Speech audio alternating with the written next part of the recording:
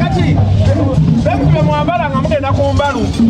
Bwe mwambala nga tugenda ku mikolo gyaffe egy'embalu. Abaana b'embaale bakuba embaale omwaka gwa mbalu.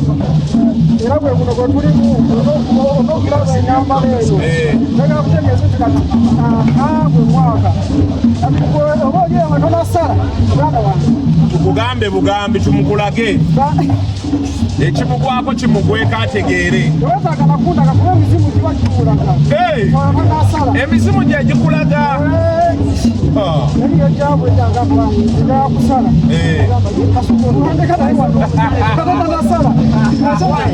Amakona wamma kulimba bankwatakwata budda maama nasigaza mpewo bakasala emirundi gyena.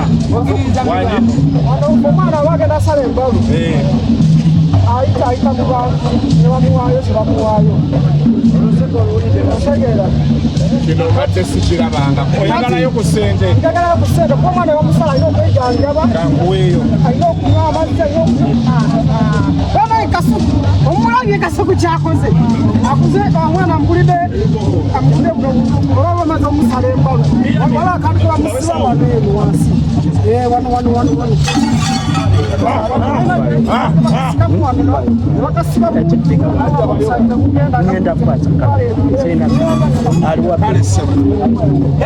okyali kukasukulayo buli kimu varayati bwe bwokoowa naye nga tukyalinda bulabiti omutujju abantu yabagambye okutuuka wano ku ssaawa 7 bwe twogerera ssaawa zigenda mu 10